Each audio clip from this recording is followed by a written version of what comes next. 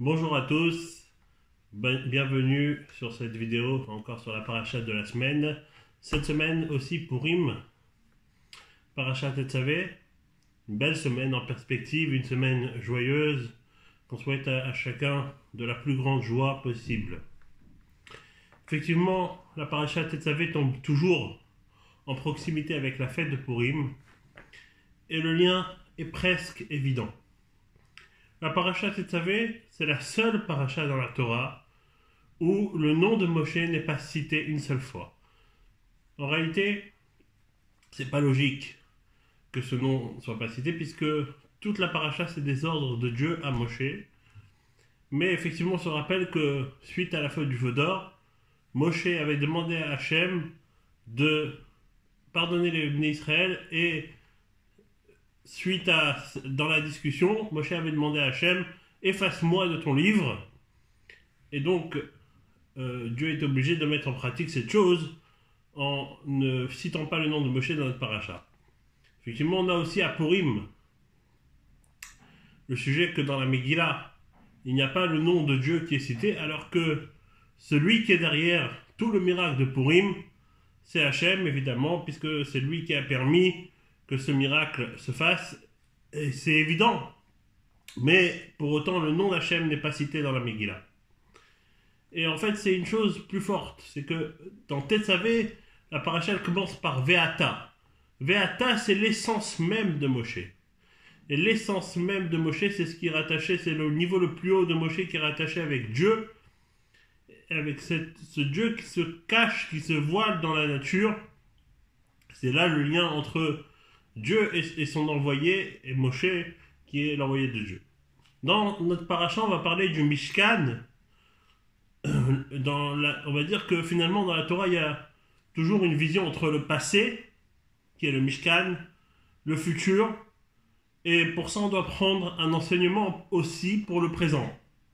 Alors essayons de voir quel enseignement, ce que nous dit la paracha, qu'est-ce qu'on peut en tirer pour nous dans la vie de tous les jours aujourd'hui.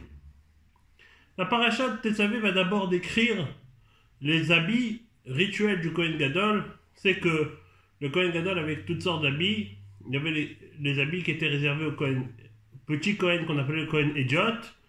Et il y avait des habits spéciaux qui étaient réservés au Kohen Gadol. Et le Kohen Gadol, finalement, c'est l'exemple même du dirigeant. Voilà encore un lien avec Purim.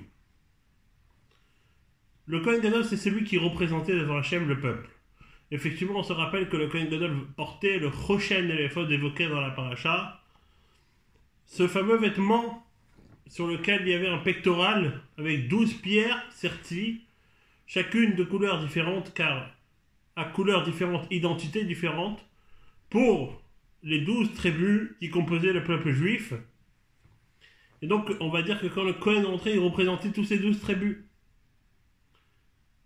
Par ailleurs, aussi, il portait un habit avec des clochettes, ce qu'on appelait le Meil, qui va rappeler les clochettes qu'on a sur la couronne du Sefer Torah. Eh bien, on dit que c'est le même symbole que sur l'habit du Kohen. Et également, le Kohen portait un habit avec des grenades. Et la grenade, dans le Talmud, le peuple juif est comparé à la grenade, car on nous dit que le peuple juif est rempli de mitzvot, comme la grenade est remplie de grains. Effectivement, donc, Kohen Gadol représentait son peuple, et le Kohen Gadol, c'est lui qui avait la force, dans les moments difficiles de notre histoire, de prier et de motiver le peuple à se rebeller. Par exemple, lorsqu'on voit à Hanouka, qui a été le héros, c'est un des enfants du Kohen Gadol, Yehuda Maccabi, qui n'était autre que le fils du Kohen Gadol.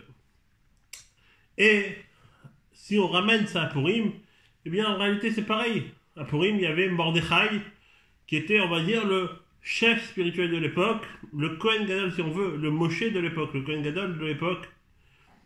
Et c'est lui qui a réussi à motiver le peuple pour affronter la menace de Haman et a réussi à motiver le peuple pour défendre son identité juive. Comment Mordechai il arrivait à ça? grâce au fait qu'il s'est soucié de chaque juif et qu'il n'a pas laissé un seul juif de côté, peu importe si c'était un juif érudit ou un juif moins érudit. C'est la même chose dans cette idée du Cohen qui rentre avec les 12 tribus. Il n'y a pas de différence entre un juif et un autre.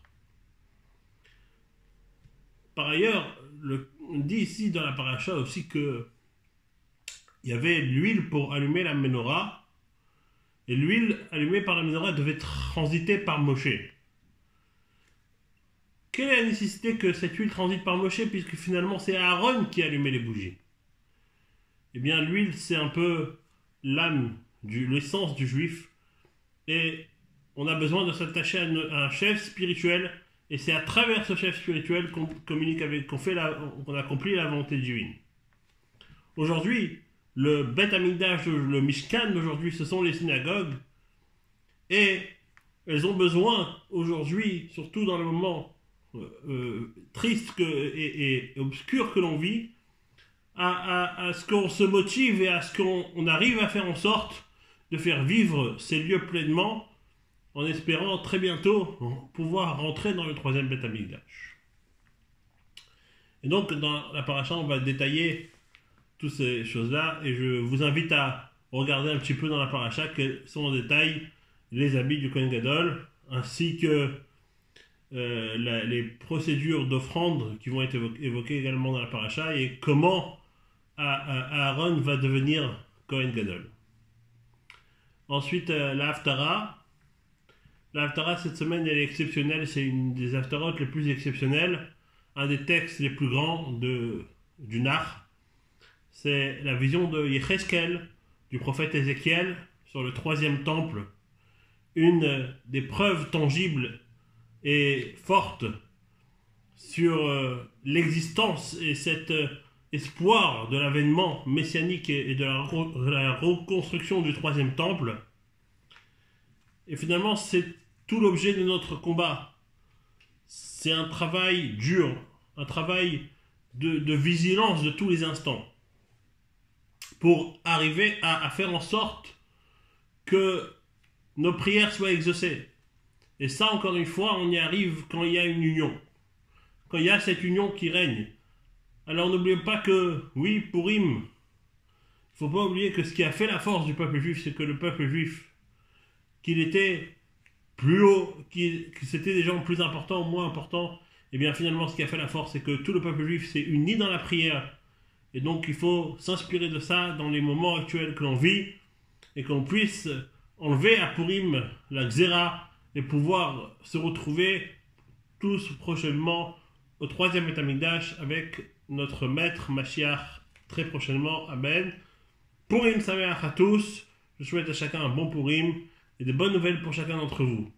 Ce cours est donné pour la Refoua Shlema de Esther Batzara. Je vous prie de bien vouloir prier pour Esther Batzara, qu'elle obtienne une Refoua Shlema.